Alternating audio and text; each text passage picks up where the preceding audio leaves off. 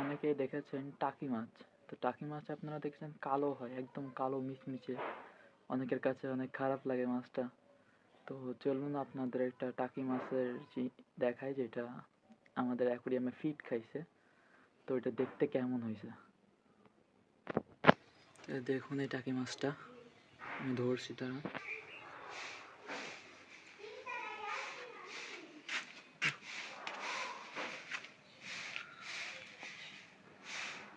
চান অনেক শক্ত, সাজা মরবে না। কি পরিমাণে সাদা একবার দেখুন, কোনো ময়লা নেই। ছেড়ে দিয়ে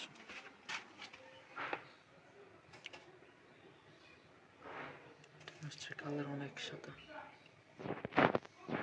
ফিট খাইছে তো পুরো ময়লাটা এখানে আছে।